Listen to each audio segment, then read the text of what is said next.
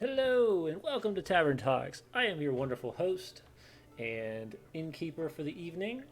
Well, let me rephrase that. Every evening, because this is my tavern. So blah. But I have wonderful friends tonight. I have Affy and Artemis from the Vactaire, and I'm looking forward to this because this is the first time I've played as a player since Plots in Darkenhaven when I brought Godfrey on board, and I'll be playing over on their stream here on the 11th. So keep your eyes out for that one. But that's not why we're here. We're here to talk monsters tonight. That's the goal of the night. We'll see if it works. As I tell everybody, this is the most unscripted show that I will ever put on. I find a guest, I find a topic, and we go from there. And we'll see where it goes. So, I not only get one, but two guests tonight because they wanted to join together. So, I think it's because I scare people away. So, there's that. No, it's Anyway. called security blankets. Ah, got it. Yeah. I have my. Yeah, I don't do anything without Affy, so. I have my Gooey Cube security blanket with the Misfits Nice. logo on it. Nice. Yeah. Because that's thank you to our It's friend gooey Mark. and a cube. Yep. This is the cube I take around with me when I run games at Gooey Cube, so that people know where I'm at. But yeah, that was given to me by one of the guys over there, and wow, yeah, there's a. It's been a crazy week, everybody. Before we Little jump bit. into talking about monsters, I'm going to show off some stuff because I don't ever get to do this, and I feel like I have to because some amazing crafters have sent me some awesome things over the last week, and I am blown away by the community. So we're going to show that first. Um, so this is just a sneak peek because the actual crafter is going to be on Tavern Talks here in a couple weeks. But my friend Jack down in Australia sent me the Adventures Vault, and it's a little hard Cool. to see, but it is absolutely stunning. And it opens up. I can store up to three. Well, I can actually store way more than three sets of dice, but um, for the most part, I have two sets of dice, a notepad and pen. I can store a mini in there, and he sent me this customizable HP counter. So I was like, "This is awesome!" Um, That's awesome. It and looks then really cool. today I got another gift. I got a Misfits um, That's awesome. dice tower that was from our friends over at DM Draco, and he is over in the Netherlands. So I was, What the hell, Draco? yeah, it's I won it from a giveaway, and he decided to slap the logo on there, and yeah, so those are amazing. So our community, no matter what, if you send me stuff, I will show it off because the community is amazing. The D&D community in general is always fantastic. Because without you guys, this show would be really boring if it's just me talking every single week. So, what I like to do first, before we get into anything else with, yes, no, Creeping Darkness, D&D Draco is amazing. Sadly, though, I've never had a proper dice tower, so I had to actually look up how to build it earlier today. So I felt really dumb because it's only like 6 pieces, but they're all angled in certain ways, and I was like, I've never messed with this before, and now I've got to figure this out.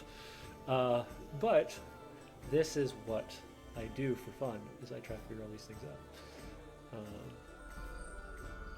Also, before we go any farther, does anybody in the chat, can you hear the tavern ambience? If you can't, please just let me know. If you can, let me know if it gets too loud or whatnot, because I want to make sure that we have at least some background sounds while we're talking. But I don't want it so overwhelming that you guys can't hear anything. You can't hear me or my friends here. So I ask all of my friends at the tavern 3 questions when they walk in. So the first question, of course, is how long have you been playing? Each can choose who goes first. It doesn't matter to me. Oh no, I usually just bully my way in and go first. Go so. for it then. So I played a little bit like many moons ago. 3.5, but it didn't work out because sexism. Ooh, But not then I got cool. into 6 years ago, Okay. and I played for like 4 months, and then I became a DM. So Nice, because that'll be another question later on in this for I sure. would. I'm the epitome of, well, I better let this take over my life now. I mean, Mm, I, I kind of did the same thing. So, yeah. yeah, no. The only thing I have outside of D&D is work and Yep. my kids and my wife, and that's it. Everything else is D&D related, and really, it is the safest thing that I've ever done to keep my own sanity correct, to keep my own, you know, mental and state correct. Yeah. So I am super excited to not have to dive into anything else. I don't know. I found it while Yeah. I refound it when um, when I got back from a when I went on a long deployment for the military, and we played for 6 months straight, and I came back home and was like, I need this back in my life, like for good, because I played a little bit, or I played a lot in high school, a lot in college, and then had what was considered a extreme hiatus, where I decided that there were other hobbies that were much more exciting and fun. They weren't really, but they did have some enjoyment. So I did the after college thing, and then I went into the military, and I started playing a little bit in the military, and then I got married and had kids, and that slowed down again. So then I deployed and had no responsibility whatsoever besides maybe getting shot at. Um, so it was either work or D&D, and that's all we did. We did work and D&D, and I did it for 6 months. I ran 3 games or we ran 3 games a week. Some games were anywhere between 4 and 6 hours at a time, because that's all we had. We lived in the middle of the desert. There's not much else to do, True. and it brought me to the point where I am now, where I want this to be a safe place where people can remove themselves from the world that they're in for at least a short period of time, and that's why how I base all my games. I agree with that entirely. The our community really helped me get through the pandemic. Yeah, I mean, we're still in it, but the worst of it when yeah. everything was locked down and awful. I don't have to wear a mask everywhere. I don't have to be like, you know, 6 feet from people anymore. It's just I'm I good with that.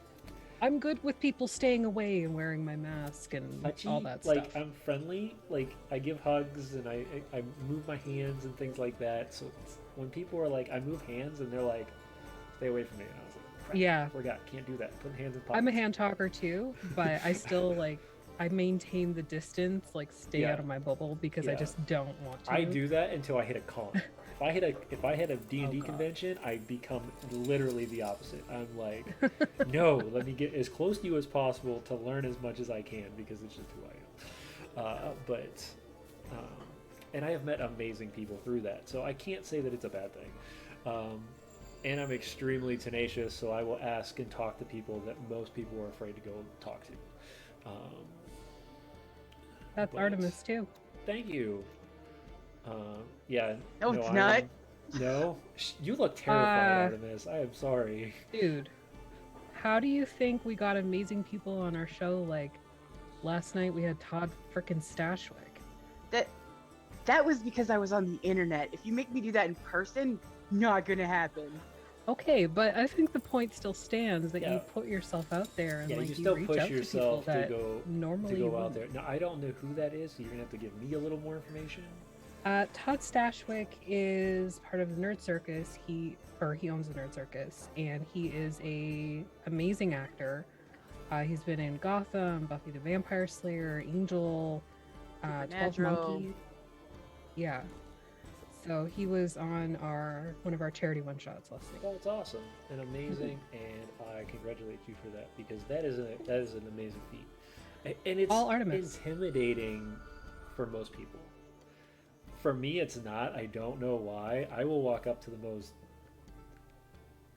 known person in the room and be like, "Hey, how's it going?" And they're like, "Who are you?" And I was like, "Well, let's have this conversation now because you've opened the box." You asked me who I am, and that's You it at this point. extroverts. Ew. I am an Gross. introvert. I am an introvert with extroverted tendencies, and only in areas where I feel comfortable. Otherwise, I am not that way in any way, shape, or form. So, and one of the places that I'm most comfortable is right here in front of a screen on Twitch. I don't know why. I never thought I'd enjoy it, and 2 years later, we're at this point now. No. Um, yeah, two Artemis, how years. long have you been playing? I started in 2018, so not super long. Those are Um, babies at D&D. I love it. Yeah, my grandpa passed away in June of that year, and I needed to get out of the house because I was going insane. So I was like, "What's something I want to do? D&D sounds fun. Let's try that." And I got very lucky that a friend of mine was starting a new game with, Awesome. and he was taking on new players who had never played before. So I was like, "Hey, I know I'm a girl, but can I come play?" And he's like, "Yeah, I don't care." So Uh, man, I'm telling you, I personally, this is a personal like quest of mine because I've never done it and I really want to. Is I want to run a game with an all woman cast because I've never done it. I'm That's what perfectly Artemis does okay to every do Friday night. so because I want to know what that feels like because the dynamic is different. it's emotional. That's fine. I'm okay with emotion. I will make everyone cry, including myself. They Uh, will make you cry too. that's fine. I'm good with that too. Um, but no, Can confirm. truthfully, I've never actually been able to run a full um, feminine cast at all. And I think part of it is my mentality as a military person and the network that I have is very male oriented. Um, and I'm trying to break out from that because I want to know what it feels like to run a all woman cast and a cast that's extremely diverse. So I'm so down. If we want to do like a charity one shot, actually, Artis has me signed up for a game in December. I think. Did you say December or November? I can't remember. Well, you're signed up for the one like next week. No. I mean the one where you want me to GM. Oh, yeah. Oh, That's in yeah. December.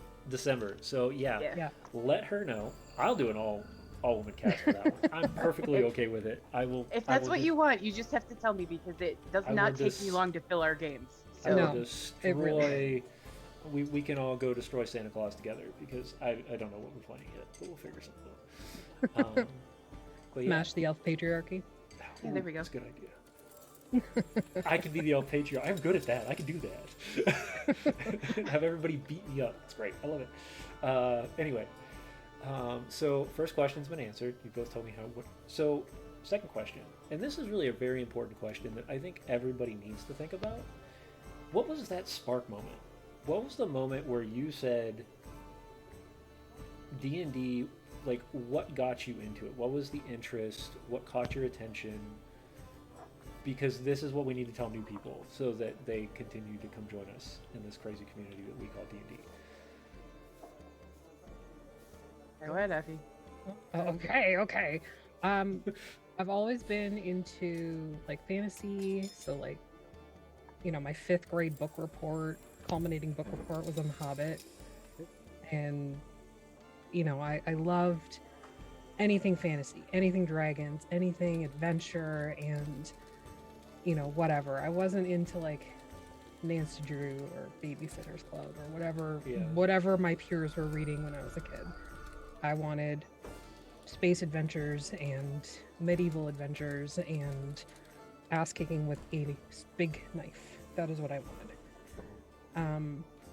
From there, when I was very, very young, I got into role play, like text-based role play on Yahoo Chats. I've done that. I was like 12, 13 years old. I was and 8. Yep. And just that's how it started. And then from there, it's always been like a progression from, one medium to another. So like Right. Yahoo Chats turned into, AIM chats to like I did E Federation wrestling writing for a while just to do something different. Interesting. And then yeah, D&D was just sort of like a natural progression to, Progression. well, I'm doing all this stuff online, like I could, have pretty math rocks and go and do this in person if it worked out. But it didn't work out for me when I was younger.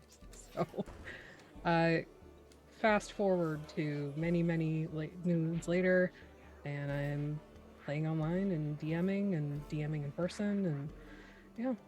I miss DMing in person. I only get to do it in cons nowadays. Mm. Um, but yeah, it's a different feeling. It completely you bring much more connection to the table. The screen is great, and it definitely keeps that boundary from people. But at the same time, I'm a very interactive DM, so I will, if we're in a conversation or if we're in an argument, rather, I will be standing next to you yelling at you. It won't be me yelling at a screen. It'll be me there. It'll be me. It'll be people throwing dice at me, like I've had happen before. Um, because I love that emotion. I love the overarching emotion of what this game can do to people. Because it's not just a game to most people, at least people that I play with. Oh, It's absolutely. it's very real, and the You emotions still are can there. get that interaction though online. Like our Friday night game, I think we've had maybe 6 episodes out of how many, Artemis? Where this will be 29. 6 where nobody cried. Yeah. Hey, And if that's the type of game you want to play, go for it. Because I don't mind and that. So half the time it's not even like Artemis is the DM like yeah. making us cry. We're making each other cry. Oh yeah, because you're talking backstories. You're telling. Yeah. You're connecting in. I Heaven stopped forbid doing it somebody on purpose in hurts episode themselves. 7. They You just what? do it to them. I stopped doing that on purpose in session 7. They just do it to themselves now. Well, see, and I think at that point that becomes like personal therapy, because especially for, and I'm gonna break some walls here, people, tonight. It's gonna be a little crazy. For a guy like myself, you would think he doesn't like to cry. You're absolutely right. I don't like to cry. But sometimes when you're in a character and you can do that, that's different. I get that same release out of it, and I'm still able to then enjoy that same feeling. Good evening, new people. Awesome. Welcome. Hi, friends. I love Those new, are ours. I love new followers. Hope you guys enjoy this conversation tonight. It's very me breaking down, the walls of, how I am as a GM and how they are. So yours was very similar to mine. Mine actually started with Neopets. That's where I started my first Played writing. Neopets as well. I did my first writing in the Dragon Riders of Pern guild, and that's where I started my whole venture down the fantasy writing rabbit hole that I now am at. Almost. I don't think Neopets had those features when I played because I was never in like a guild or anything. So the funny thing was, all the guild was a bunch of Neopet people working together, and then they would make a name for the guild, and that's it. What I didn't, what then people would do is they would just write. So somebody would write a paragraph, we'd read the paragraph, and then we'd continue the paragraph, and we just continued to write. A lot of it was in the person that you were playing as personal view, but that's kind of how things started. Yeah, I mean, it's the same even on like Yahoo or AIM or, forums or whatever. And then I got into what was considered competitive RPing. That's an entirely different game that I will never go back to. That's e-wrestling. I did it with Zoids, I've done it with Gundam, I've done it with Final Fantasy, all sorts of things. I did that all on MSN groups, if anybody knows what that is. But yeah, no, and that was to see how fast you could type an attack before the next person could type. And that's when I went from... Yeah, that's why I can type 120 words a minute. Yeah, same here. I had somebody, as I was leaving the military, somebody was like, "Hey, I've never seen somebody type that fast and actually be able to hit it correctly." And I was like, "It's a lot of games, and it's not the types of games you'll be thinking of because it was just texting." So we definitely You and I have a very similar background, which is strange because most people don't know, Is the Yahoo groups and those types of things, and it's kind of how I grew up and started. youngins. Artemis, so what was your like? I know you said you were just looking for something. You're like, oh, this sounds interesting, but what caught your interest of it? So I came home from work one day, and my ex father-in-law was there with his friends, and they were playing D&D at our kitchen table, but they were playing 3.5 at the time, and I I was like, like oh, three this looks five. really cool, and I asked him to if I could borrow his player's handbook, and I read through it, and I was like, oh, this sounds like fun, but then 5E happened, so I didn't know anything about it, and I was like, well, this still sounds like fun. Maybe it's something I could try, and I joined up, and yeah, I kind of just been there. But I've always been a fantasy person, like I since think I it's was kind of just the a trick, kid. right? You just have to be a fantasy. You have to enjoy fantasy. Um, Now, mind you, for people who don't, there are many, many, many, many, many role playing games out there that you can play that is not fantasy based, or let me phrase medieval magic fantasy based. I guess would be the best way to put it. Um, oh goodness, favorite class. Uh, you can go first. Favorite class? Favorite class from the Creeping Darkness. She asked. They asked, "What's the favorite class?" I love my warlocks. I love them because I'm all for like magical sugar daddies. Um, but I also really love monks. Monks are brutal. They're Uh, so fun to play. Like I hate them in my party, but I love playing them. yeah, Artemis. My go-to is cleric because I'm always the group mom Okay. every time. And surprisingly enough, I have almost. I am a fighter by trade. I love it. I don't know why. I love the simplicity of a fighter, and then what you can put to the fighter. But my favorite class is actually not a normal D&D class. I love the Blood Hunter. I don't know why. Mm, The idea of this monster hunter that's got unique abilities and can mess with the elements, that I'm down completely. That gives you a little hint. What I'll be playing on next Tuesday as well. So a I won't blood mention hunter? anything. I am playing a Blood Hunter. I am playing. Should I do I spoil it or do I wait? Artemis, you tell me. Go for it. Okay, Totally up to so you. I am playing a Furbolg Blood Hunter of the Lycan. So I am a Nice. 9. So when I will transform it, which will happen because why not? There's no reason to play a werewolf if you can't play a werewolf. And he will be approaching about 9 feet tall, which is gonna be fantastic. So Don't eat my I'm hair and looking Which is forward gone. to great. it. I'm playing a gnome in that one. I'm throwing her. No doubt about it. You're gonna become a fast pitch A baseball. projectile, yeah. Don't eat my rabbit. Oh Don't yeah, eat my you're gonna be a rabbit. Herringon. That's right. I'm playing in my Herringon Artificer in that one. I saw that. Yeah, I'm excited about that. You're playing an alchemist, right? Yeah. Yeah. Because I I haven't love the messed with the idea of just like Alchemist. Molotov cocktails. I and do. shit. It reminds me of what Lemon. Lemon. Is that her name? No. What's her name from Big Hero 6? Honey Lemon. Got it. Had to remember I myself. saw that movie once. It made me cry, and I never watched it again. Oh yeah, Yeah. no. But they all have Yeah. these unique abilities. They're all superheroes, so they all have their own unique abilities. And she has this bag that's just nothing but random baubles. And I'm like, this is an artifice. This is like an artificer alchemist. Yep. If I could ever see one.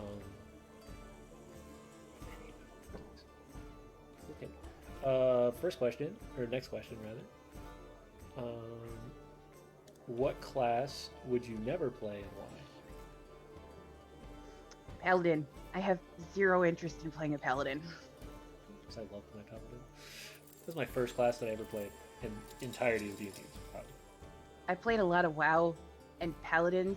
Every single paladin that I ever was in a party with was a complete d-bag, so I just gained a dislike of them then. I wasn't in your party because I definitely played a paladin multiple times because I had to be the tank of the entire guild for years. So I played very competitive WoW when I played though. So if I was a dick, there's probably a reason, and it's probably because somebody else was being an ass. Um,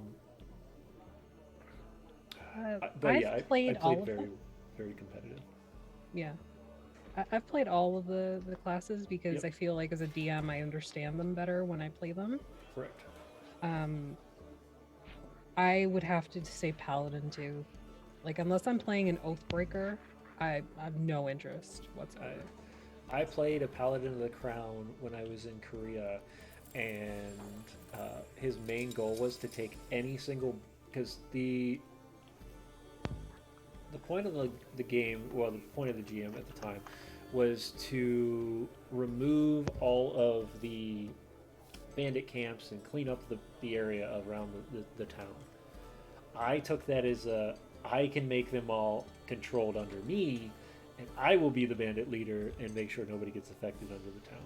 So that was the Paladin of the Crown. Is I just would kill the boss, pay the bandits that were currently under the boss to come work for me, and we'd move to the next bandit camp. And I did that for like I don't know, probably 16, 17 games until he literally made me go into a forest that was surrounded by people that didn't like me and slayed the entire group that I had because he got tired of me running around with a literal army. But I digress on that one. I could say the least I've played. I can't say that it's that I would never not play the class. I don't play bards. I think I've played a bard once in my entirety of D&D. I've been playing since 2002. And I don't think I've ever played I think I've played a bard once. I don't get the enjoyment of it. I'm not that type of person who wants to seduce everybody under the sun, and that's all I knew bards were for many years. You don't have to do that. You though. don't have to do that, but it's I the play a Tabaxi stereotype bard. that it happens. But like I said, that is partially the stereotype behind it, right? That's not what it is. It's not the class it is. And there are a lot of different types of bards. One of my best friends, our tech that normally runs our stream on nights like this, he actually played a bard of College of Whispers, and I fell in love with the character.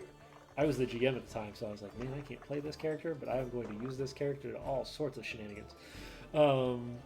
But yeah, no, I don't mind bards in my party. I don't play them. The whole music thing, I'm not. It's not just music though either. It could be painting. It could be right, writing. it could be painting. It could be writing. It's any sort of artistic expression. ability. Like Yep. the bard could be writing his own Dungeons and Dragons game. Right, yeah, his own Dungeons and Dragons, his own ballads, those types of things.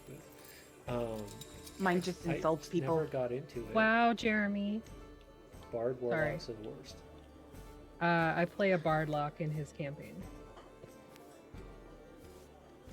So he's just trolling me. I'm interested now because I'm curious on that one.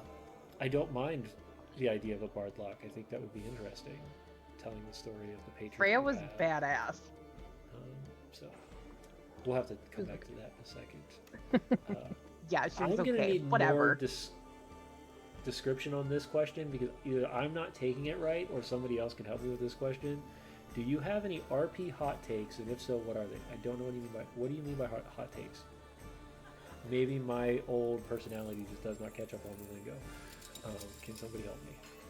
Just because it's something your character would do doesn't make it okay. Agreed. Correct. Period. That's my hot take. Okay. If your character is like an asshole or whatever, like that's fine. Be an asshole. But you can't play a collaborative game by being You're an not being asshole to collaborative. everybody. Yes. Yeah. Yes. Agreed. One of the And then, only you know, hot you takes throw I would in- say about most things. If you're playing a Yeah, and then- collaborative game, you have to play it in the thought process behind the fact that you're going to collaborate.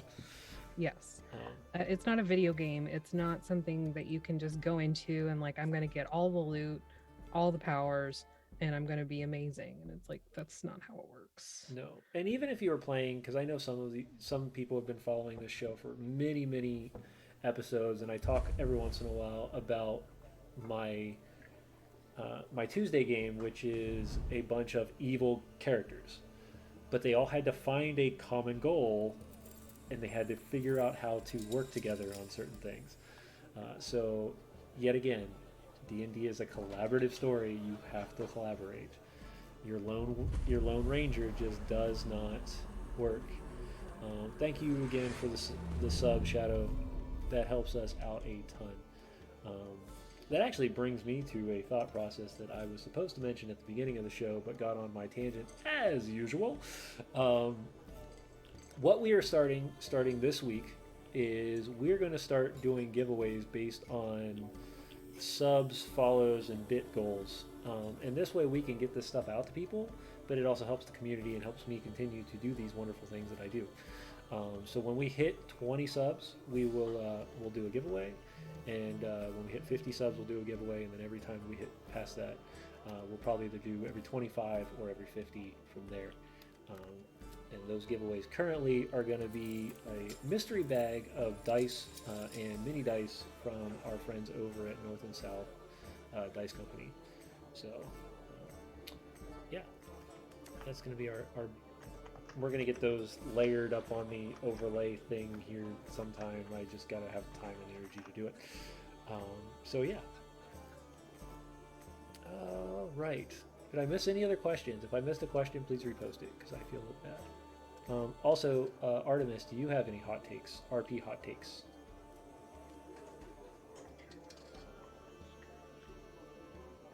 Not really. It's mostly just don't be a dick. Plain and simple. I like it. Short, sweet, to the point. Got it. But no, truthfully, if you're I gonna feel play like you this could game, be a dick, but you still are again playing a collaborative role-playing game. there's a difference between you being a dick and your character being a dick, and understanding how that plays. Tieflings ruined the game. Lies. Again, I play Wow, a Jer. tiefling Wow. in his other game. I have played. I wanted to play a centaur, but no. Don't shake your finger at me. Centaurs are a problem, in my opinion, because of certain Why? things that you can't do. What can't you do? How are you climbing? There is actually a rule set out there. Climb speed is 1/4. You still can climb.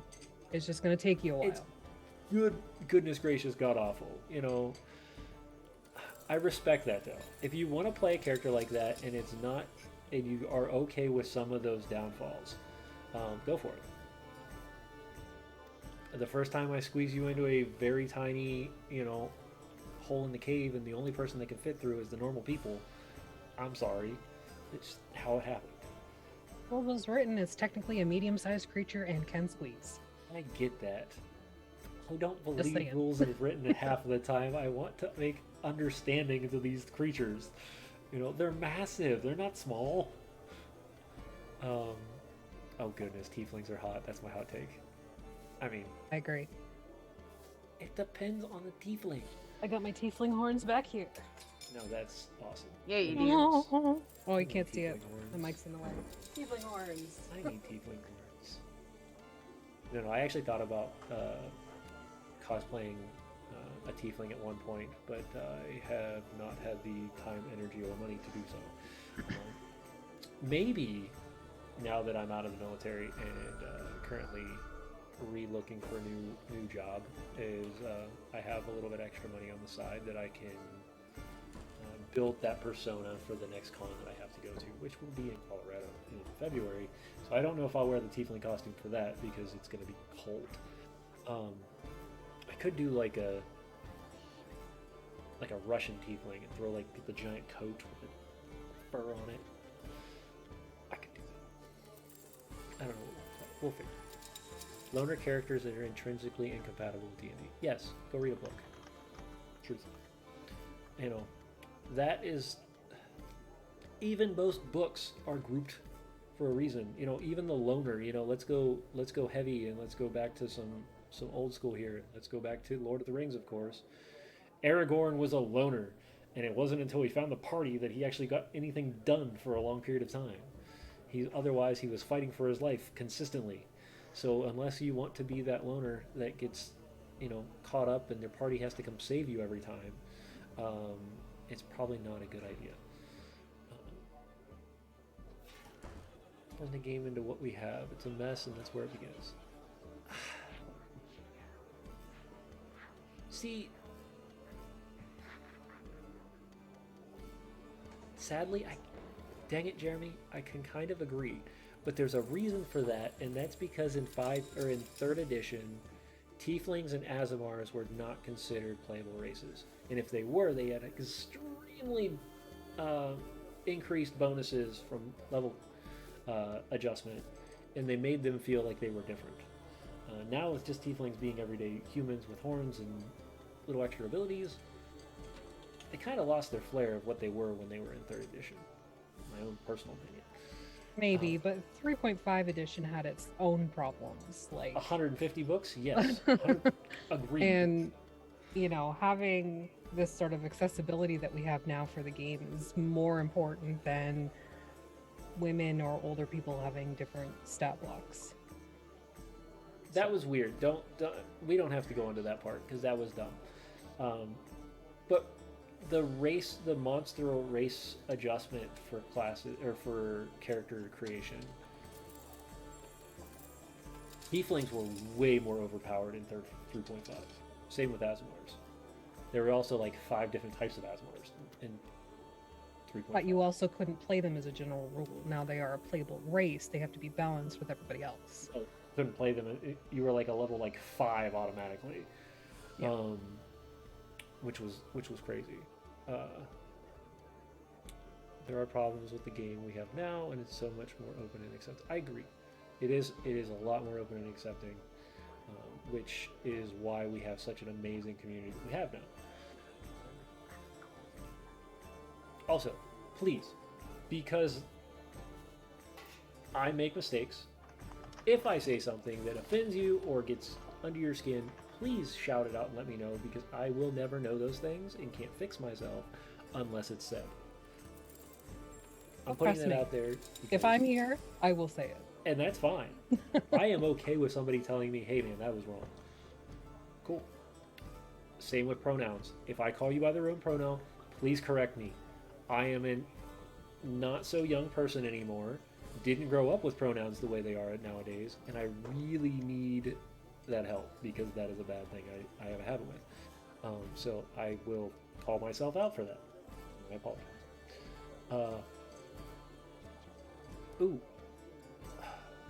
So far, I think 1D&D is going in a wonderful direction, personally. I think there's some things that will need to be fixed. I think the idea of class categories is interesting. I don't really see the point of it yet, but I'm curious. I want to see where the rest of this goes.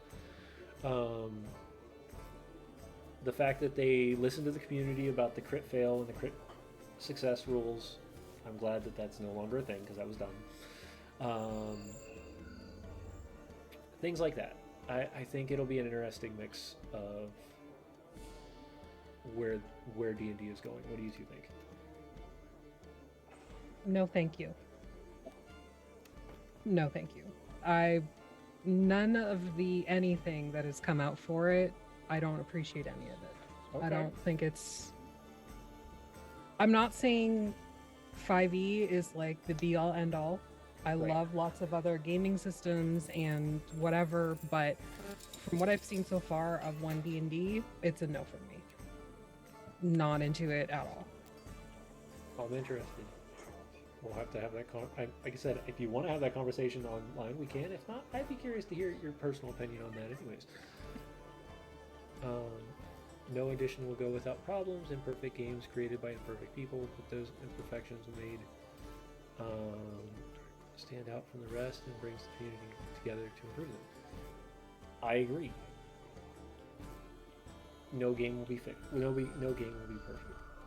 No, And as not a at all. game master, your goal is to make it as inclusive and as exciting and fun for your players, um, without hurting anybody's feelings out of character.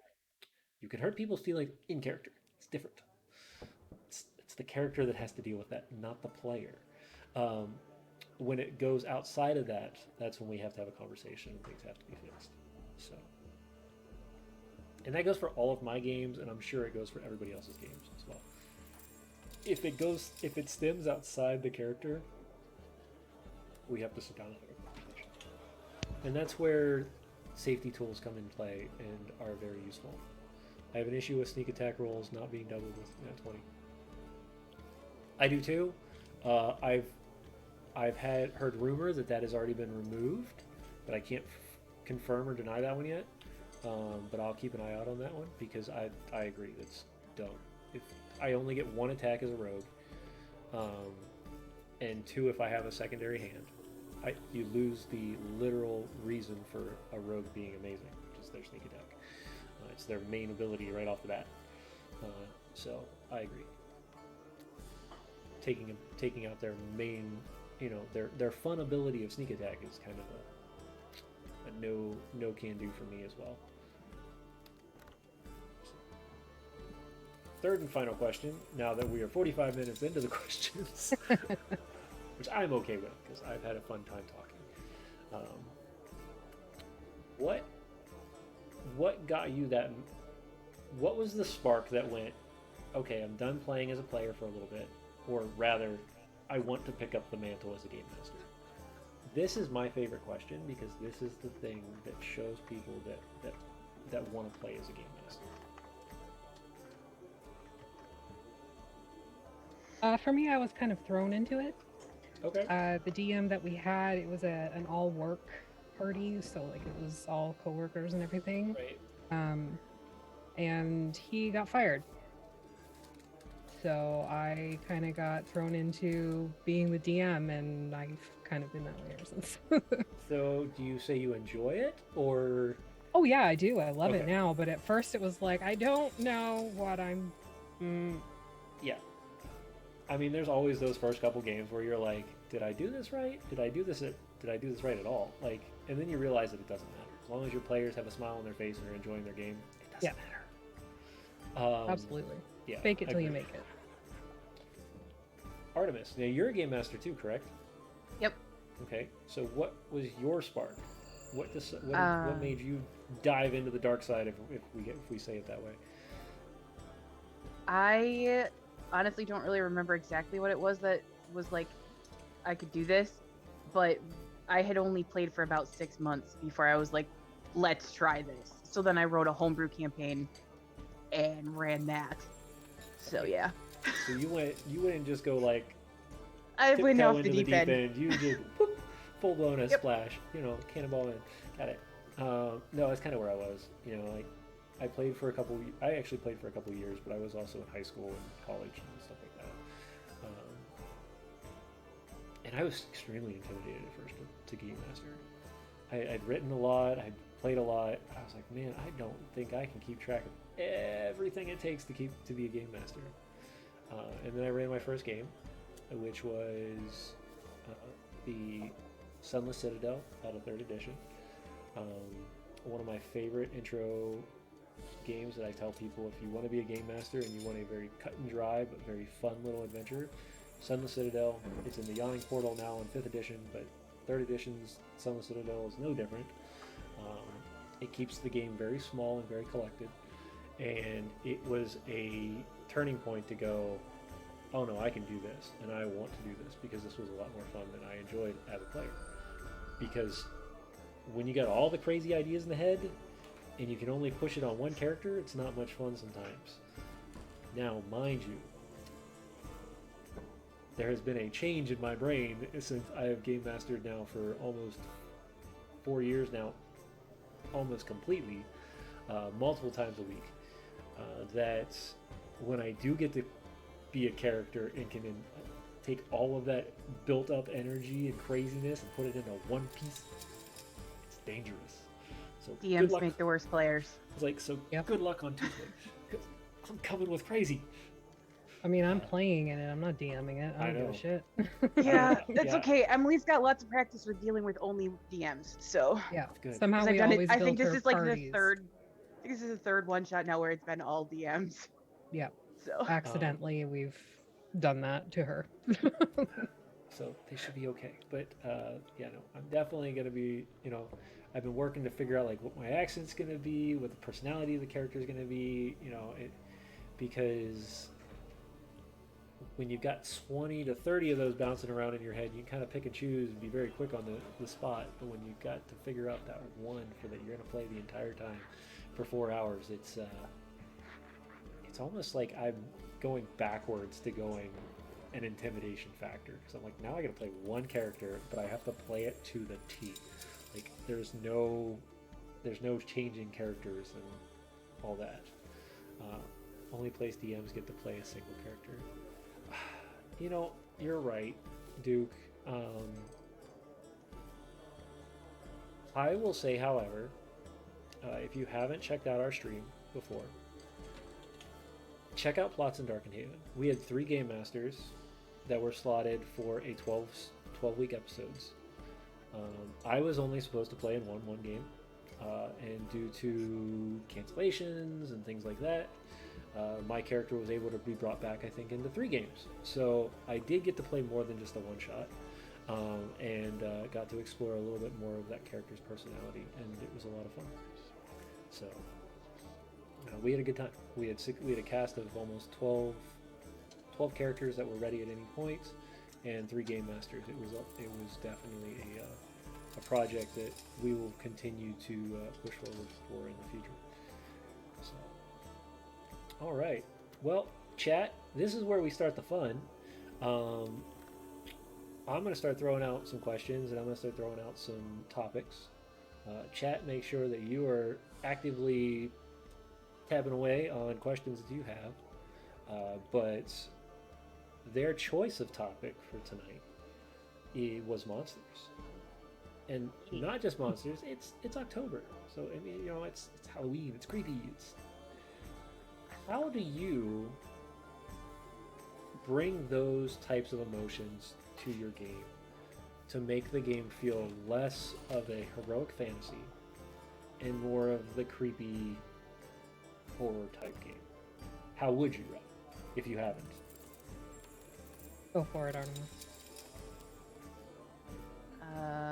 I mean, I don't know. My Friday night group is really good at being emotional wrecks anyways, so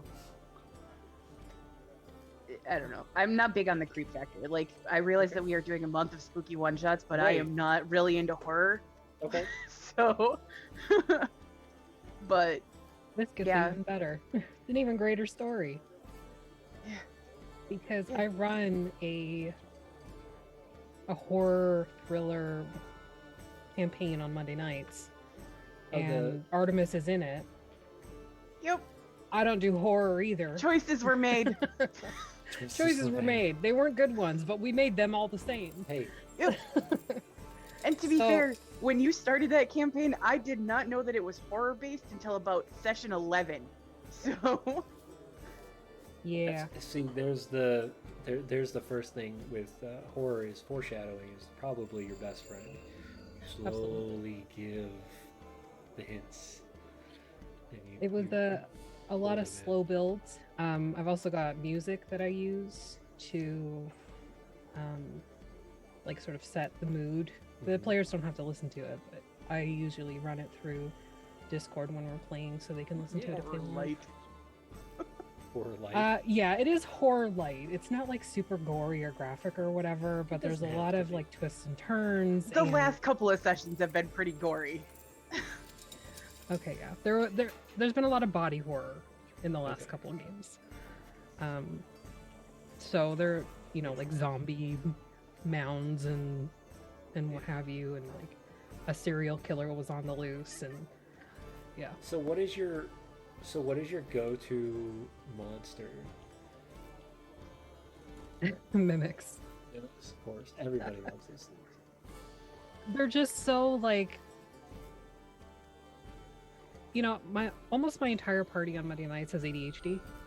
So I feel like I need to integrate more mimics just so they pay more attention to me, because I am the star of the show, obviously. And Pay attention. I'm just kidding, teasing. I said that because you're right there and like a couple other people are in chat. Um, but yeah, I feel like integrating mimics is a good way to make sure that people stay on target, because you start randomly rolling behind the screen as people touch things. You can start rolling People behind start the to screen in question. many ways. And timers, we found out. Oh yes, There you timers go. definitely work. Timers are Yes. a great tool for creating tension, and that's what you want for, especially for horror games. Oh, it was a fantastic thing. The only time I've used it so far, but I do intend to implement it more frequently. It actually got everybody in the game in the right headspace, like within seconds, which doesn't Yep. happen when you have a party of ADHDers. Yeah, but it made our ADHD focus really hard on what Yeah. we were doing. Because there was a We were all deadline. freaking out. I agree, and horror is one of those things. Like you can either do it extremely well, or it can be done not so well. But either way, you have to really kind of try with horror, which I think is interesting. You can't just kind of go into horror is one of those genres that is very hard to just wing horror, because there has to be the hints, there has to be the setup, there has to be the mystery behind it, because it's all about trying to figure out what's happening. It's all about the unknown. It's all about connecting those dots.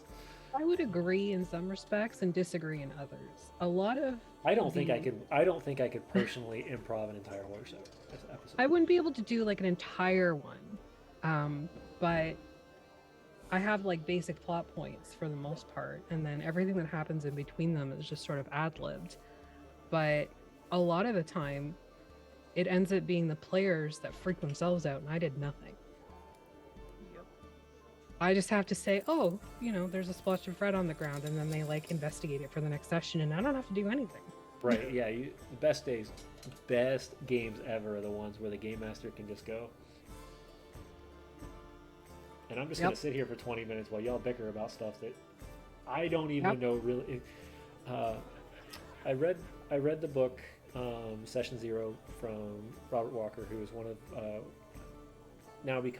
has become an amazing friend of mine, and he runs a podcast out there called Dungeons, Dragons, and Psychology. And one of the things that he states in the book is players will many times come up with a better idea than you will. And if you can pick up on those points quick enough, you can utilize those in a way that the players won't realize that they gave you the idea in the first place. And that's where the splotch of red stuff on the ground, or the questions you ask. Are you sure you want to do that? Do you know what you're touching? Like, what's in the room? Those types of questions, when the players start asking those questions, they've already invested themselves in. And many times they're going to give you a solution to an answer that you didn't expect. And it's wonderful. I think it's one of my favorite parts about being a game master. Because then it's just my job as a game master to retaliate. Retaliate's a horrible word. My brain's just not connecting another word. Respond to it would be the best option, and give a response that connects to the story. So I love the ideas. I love the what's that spot in the ground, or you see a red spot on the ground and then they sit there and they talk for 20 minutes. Mm-hmm. Any other suggestions to keep a player's interest? Anything you've done or have tried to do that we were like, ooh, this worked very well?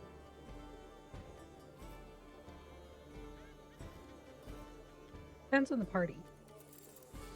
Depends on the players, because our Friday night game is very roleplay and lore heavy, and that's what they're into. but Artemis, you can tell the story better, but your previous party, not so much. Yeah, so the campaign that I run on Friday nights, this is the second time that I've run it. I sort of play tested it, and that was an all male party. And they were very into the combat. They were very like combat heavy was just sort of what they did. And the story part was like secondary to everything else. But this time around, I hate combat. And we don't do it very often. Number one, because my computer just hates me, but also like my players are so good at like just playing off of each other. And like there was one session, I timed it one time, there was one session that I sat there for 45 minutes watching them just back and forth. Like it was Right. great. No, So that's perfect. yeah, it's a completely different thing this time around. Like it's very emotional. For one, we cry a lot, but also just like I'm very much into lore. Like that's my jam, is lore and history and that sort of thing. And my campaign is very, very full of it. I give my players a headache a lot.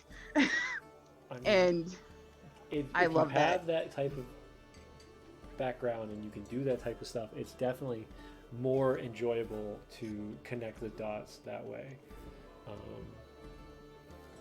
their backstory makes it really easy to keep them.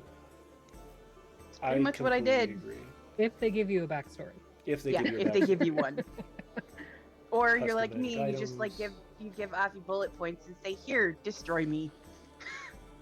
I mean, normally that's how I run most of my games. Is I will give myself what is I consider scene points, where I know this is what the scene looks like and this is where they're heading. Um, it's also something I've come to realize. It's okay to ask your players at the end of a session, so where do you want to go next? The reason I say this is it allows your game master to have a little more prep time to do things like maps and monsters that make sense and NPCs if they need them. It's just really friendly to your GM, and your story will be a lot better, truthfully. Unless you are that amazing person, and I'm not saying either one of you are or aren't, because I've only watched so many episodes of your stuff. But if you are that amazing person that can improv 100% of a show or a game, and your players love it, and you can do it consistently, and good on you. I can't do that. Outside of the maps, a lot of my stuff is ad-libs. Yeah, I mean, a lot of my stuff is ad-lib, but I can't just sit down with no idea whatsoever and be like, hey, throw these characters at me and let's see what we can come up with for, in 20 minutes. I just can't do it. I live for improv. I plan about 50% max of every. That's about what I do. About 50%. And most of my gaming, most of my prep is rereading character backstories. It is coming up with names, because I am a horrible person at coming up with names, and I'll come up with the weirdest names if I do it off the top of my head. And finally, maps. Maps and encounters, those types of things. And normally if I build a map, I have multiple ideas of encounters that could happen on the map, and that way, based on the way the story's going, I can just throw monsters where I need them to be if the monster shows up. Those types of things. So, I agree, Plush Viking. Do you guys have any questions?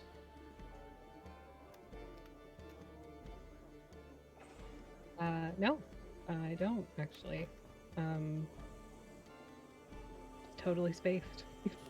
I've stumped the game master again. Yeah. Win. I have so many NPCs named Steve. Exactly. You get Steve, Michael, Matthew, Jacob, Christina. We have a Steve does shit button because of Plush Viking. Yeah. It's the notorious Boblin the Goblin type mentality. Everybody has a goblin whose name is Bob, or Boblin. Why? Because. Is it necessary? No, not at all.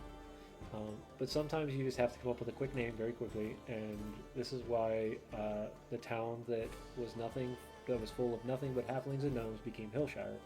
And I was like, oh, it's a great name, and then everybody made fun of me for like 3 episodes because we played in this area for that long, and they kept calling it Hillshire Farms, and I was like, I hate you all for the next like 3 episodes. That's where Bilfis came from. Hillshire Farms. No, Bilfis. Like Bilfis. in like session 3 of my campaign, they had there was a gnome artificer in my town, and I didn't have a name picked out for him, and I panicked mid session, and I was like, his name is Bilfis. Yep, So and not to mention, those are the characters that for some reason your players are like, ooh, this is the one I want to know everything about, and you're like, I have a name. Let's do this, people, because this is not going to go fully the best way, or it could go amazingly. I've seen both happen. Question from Shadow Lantern: what was your favorite on-the-spot answer prompt you've given? And what? Like, are we talking like, what's my favorite? Man, that's a hard question. I've been GMing for 10 plus years. Oh. I can think of like my favorite random moment that has come out of my campaign. His name is Bob, and he's becoming a running joke through our entire campaign because somebody threw a fucking apple at him and knocked him out, and now he's just sort of like trailing the party. And yeah, it's great.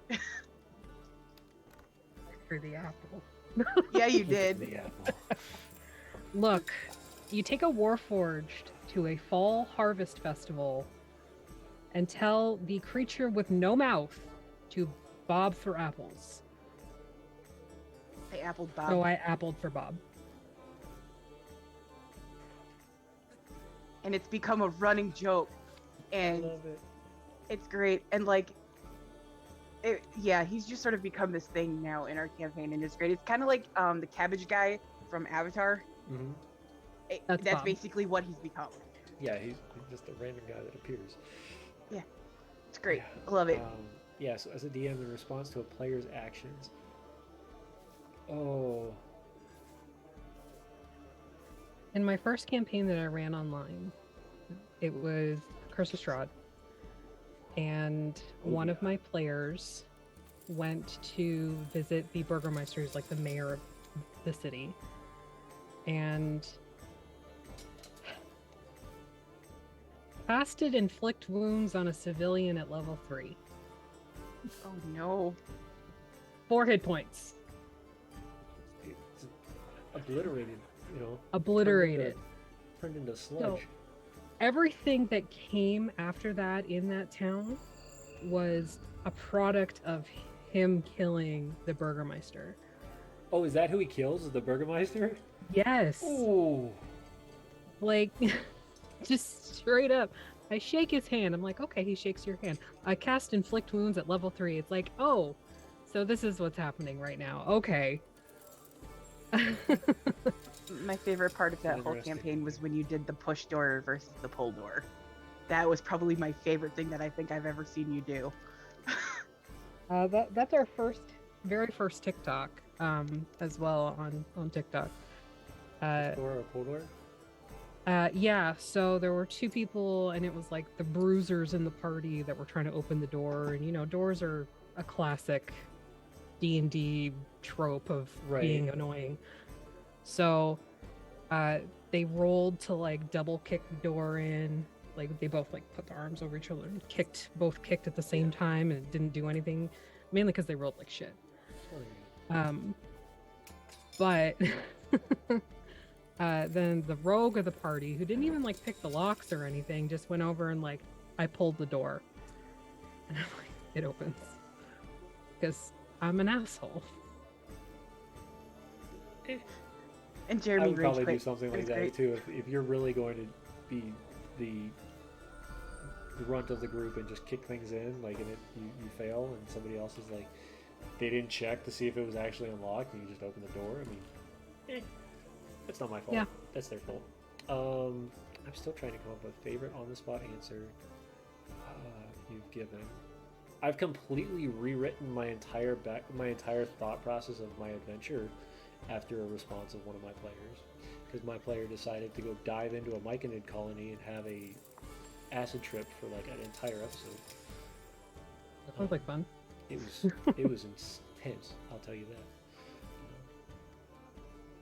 like the best straightforward puzzle ever. You know, yeah, doors are mean. I like to play the. There's a meme about Transformers that I love to use with mimics. You know, it's like you hear a random laughter in the house because somebody else told a joke. What's that? You realize that the desk is alive, and you're like, oh shit! It's great. It's good times.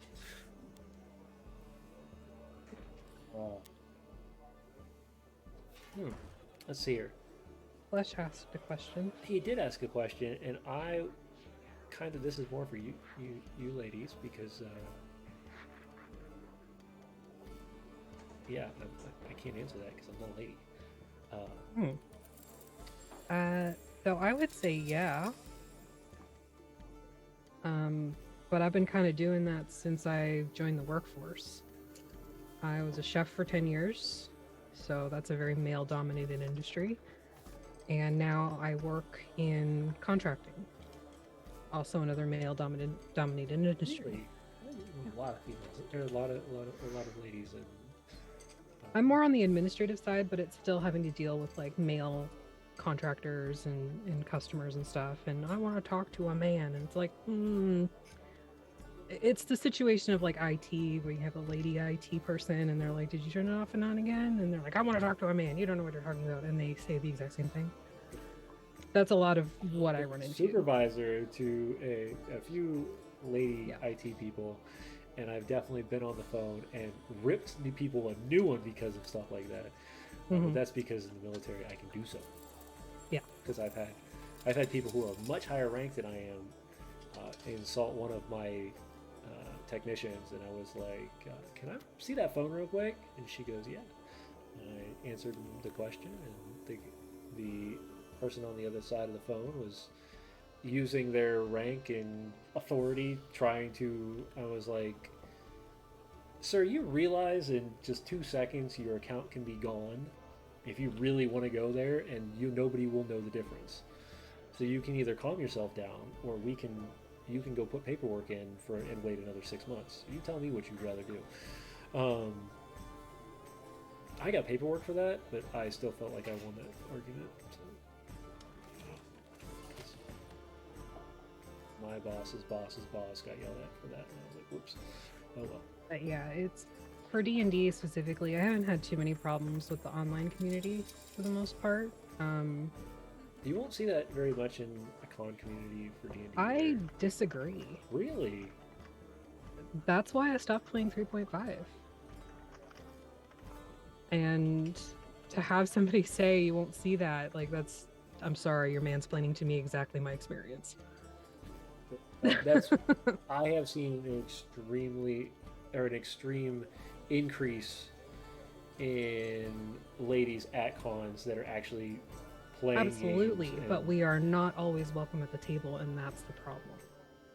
I would love. We to may find be that welcome game at master a so table. I can pull that person aside and smack her upside the head. At a GUI Cube table, you will always be welcome, and I run GUI Cube tables. So I know GUI Cube's good, but Yeah, going to like a random con and going like, hey, this is being played, that sounds like fun, I'm gonna do that. That is where the issue is. It's the random asshole or whatever. Now, are you talking now when you say random con though? Like, Mhm.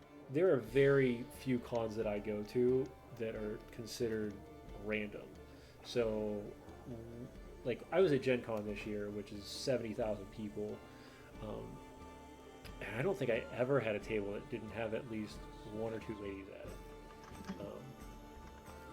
But That may be the case. However, you don't know how they perceived the rest of the table. correct. And those sorts of microaggressions are the things that stack up and make women not want to play with Which other men. I can respect that. Yeah. So, it's great that there were women at those tables and everything, but it could have been anything. Like, whenever that one lady started talking, the DMs talked over them or said, "No, you can't do that." Right. Your job as a DM is to make the game happen and make it fun. Right. So if I want to do something fucking stupid, You just tell me what I gotta roll to do that. Don't say I can't do it. Unless it's something like one of my players who's a centaur wanting to ride a horse. Like, that's just Yeah, no. It's not happening yeah, because it's no, ridiculous. yeah, no, yeah. And that could be a perception thing as well. I tell a lot of any player if they're doing something that's absolutely ridiculous. I'm like, hey, you can't do that. Like, if you're like, hey, I'm gonna roll to jump to the moon. No, you're not. It's not happening. See, to that you say you can certainly try. But then I rolled a nat 20. That's nice. You That's jump nice. 20 feet. Yeah, what's your normal jump? Like, Right. You don't have to say no. Right. You can make them roll something and then explain after the roll, regardless of what it is, why that is not possible. But, and it may be perception, but perception is like the name of the game. Agreed. So you may not have seen it at the table, but they did. Right. Agreed. No, and like I said, I respect that. And if somebody happens at my table, I would hope that they would come to talk to me afterwards. I know it probably doesn't happen. Yeah. But that's where there has to be a give and take there, because people can't fix things if they don't know that they exist. Completely. So I do agree too what Plush said, even the idea of man coming to their defense is a microaggression, which is accurate. Most women can defend themselves. And I can't say that they will most of the time, because that's not how it happens. But we are wholly capable of defending ourselves. And even if it takes just a glance across the table, like if I was playing a game with Artemis and I glanced across the table and I could see she was uncomfortable, that is when I jumped to defend her. yeah. Same. And I hope she would do the same for me, or at least give me enough confirmation so I don't have confirmation bias to say, yes, you are experiencing this. Yes, it is correct. Respond accordingly. I don't know if you've ever seen a TikTok, but there's this one TikTok that goes around, and it's literally a woman on screen, and she makes two statements with her eyes. Most people can't see the difference.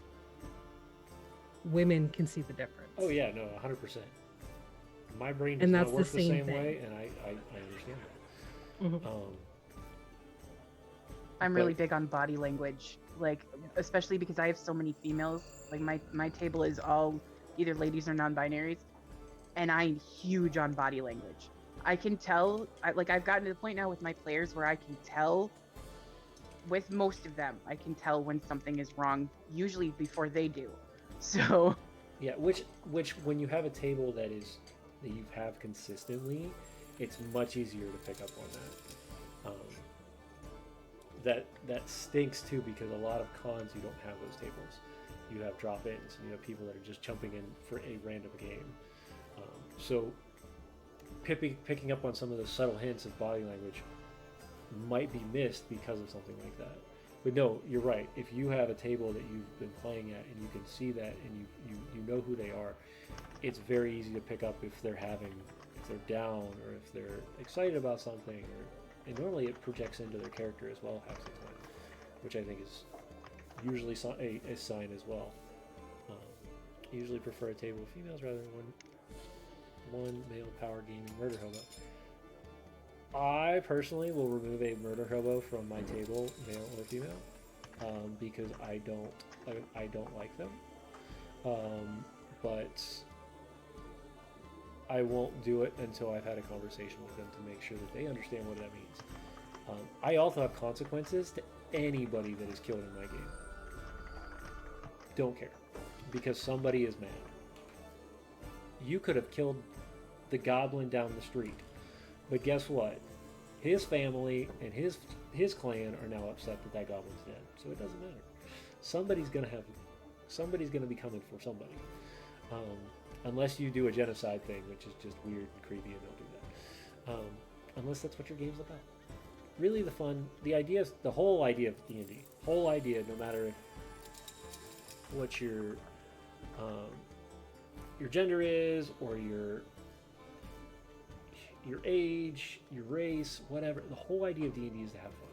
If you're not having fun at your table, bring it up to your game master. If your game master is the reason you're not having fun, go find another game master, please. Don't let a bad experience ruin the entirety of this amazing game that we all play. I would agree, but I can also see why it would turn people off, because it turned me off of it very, very early. Like I said, is a horrible situation that I'm sorry you had to deal with. It's fine. Like I'm over it, but I haven't forgotten it, because it is a reality that a lot of women or non-binary or differently abled people deal with. People of color as well. Like, they don't want to deal with that stuff. They're going to stick to like whatever they were doing before they tried to play, because that's where it's safe. And not being aware of like aggression or even microaggression, like, you have to be aware of this stuff. You have to be aware of body language. Even if it is a drop-in game, I need to be able to look across the table to that person that I've never met before, identify that they are not having fun, and figure out why. Because if it's somebody else at the table, including myself, that's not okay. Question: favorite con? FanX all the way. You talking FanX in Denver? Might be Or Toronto. Toronto, or there's like a lot of FanXs. Yeah, there's a. Can you narrow FanX. it down? Yeah, you're gonna have to narrow those ones down. Please. I've never been to a Salt con. Lake My City. first one Or will no. be Gary Con. Yeah, Salt Lake so- City. Yeah. Yeah, we're going to GaryCon in March. Hey, I should be there. Most likely. We just went to Ragnarok, Jeremy and I, which is in London, Ontario, up here, and it was fun. It was small, That's a but convention? it was fun. Okay. We have a Ragnarok in the States, but it's not a convention. It is a 7-day long LARPing event that is insane. It's like 100,000 people and just brutal. Used to do that for a while too. That's just an aggression, but don't tell me. That has nothing to do with gaming.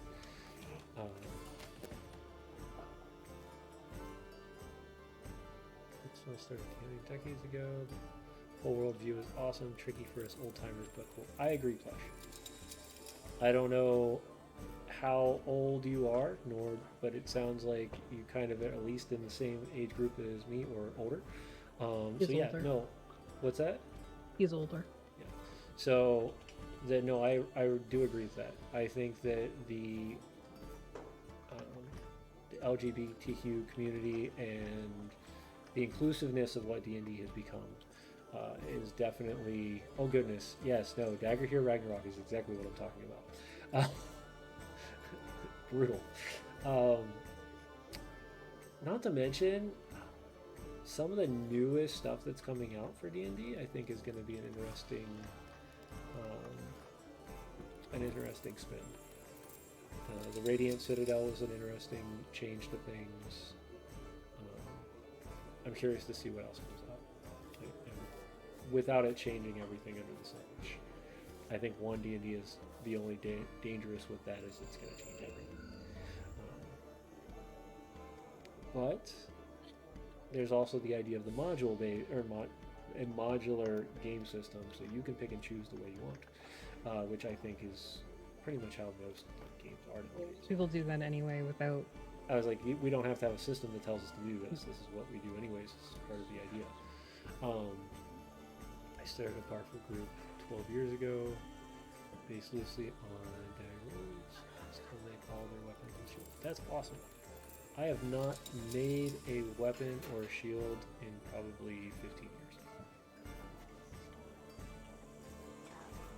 So I'll sleep on this sometimes. I miss it. I think it's a lot of fun, but the area that I'm in doesn't really have a lot of it here. And the group here, sadly, is that same mentality. They're a very cliquish group, and I played for a couple games, and I didn't fall into the clique, and got kind of pushed away. So, I understand. Do we have any other questions? We're already at an hour and a half in. which means the tavern's about to close. Last call is about to start. But definitely want to have any other questions. Also, can anybody else answer their favorite con question or? Oh, well, there's Fan Expo in Toronto. That was a lot of fun. I met some really cool people there. It was before I started really getting into D&D though, so I can't really confirm or deny that their D&D scene is good. I don't know if they're asking specifically for D&D, but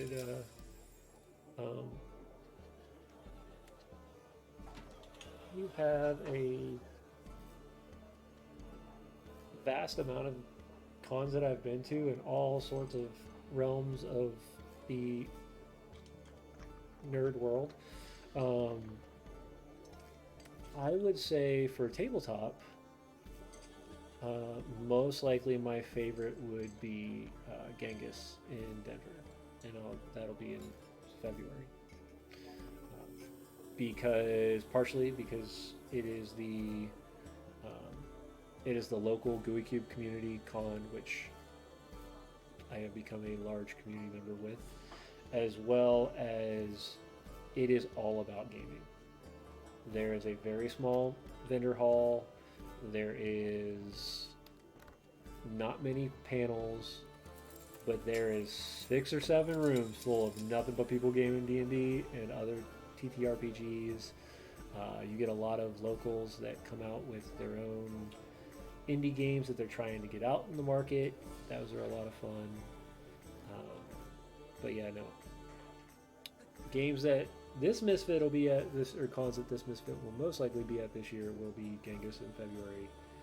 GaryCon, if I can convince the wife to let me do it a month later, and then Gen Con next year. Those are the 3 that I have planned for this coming year, and those will be pretty much it. You like to cosplay?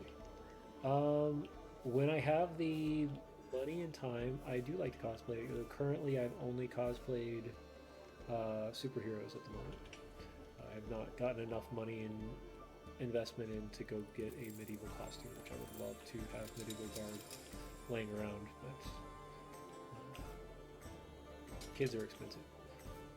How about you two? Yeah, I love cosplay. I love viewing it. I'm not so big on doing it. Horns? Yeah, I got my tiefling horns, but that's about it. Used to do more, but I haven't recently with like COVID and stuff. So COVID kind of died off a lot of stuff, sadly. yeah. But it made new things like online D&D, which was not as known of a thing until after COVID started. But what about you, Artemis?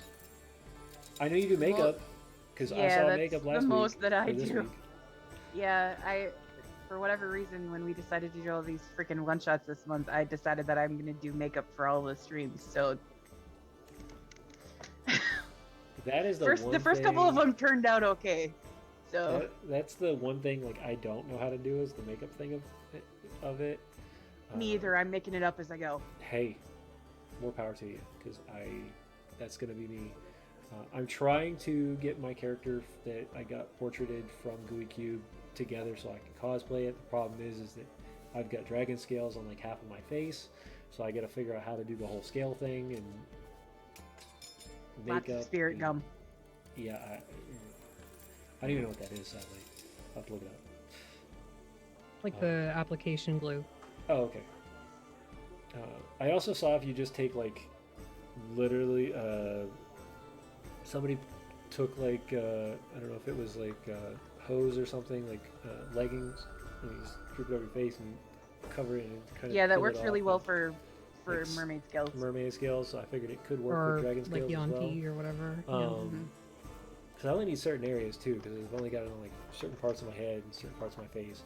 But then you can't touch it. Then you can't touch it, right? Yeah, that's my problem. I touched my face a lot in the last couple of days. I haven't been able to because otherwise it would just be everywhere. Yeah.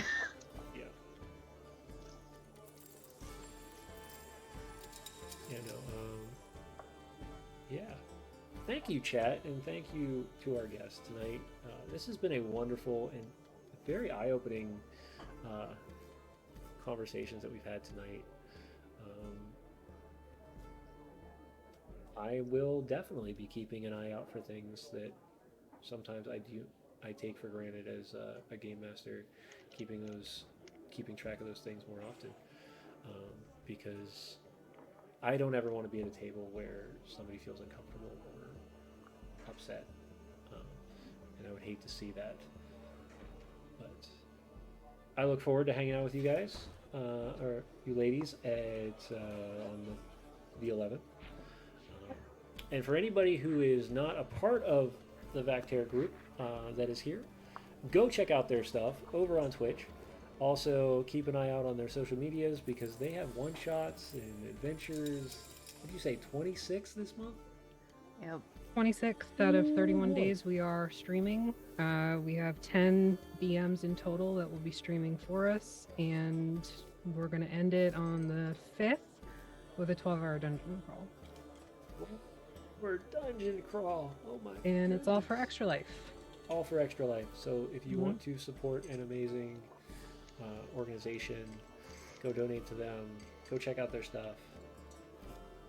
Affy and Artemis put on a great show each time, and I think that you both go extremely far in this community because you have a lot of heart to do it.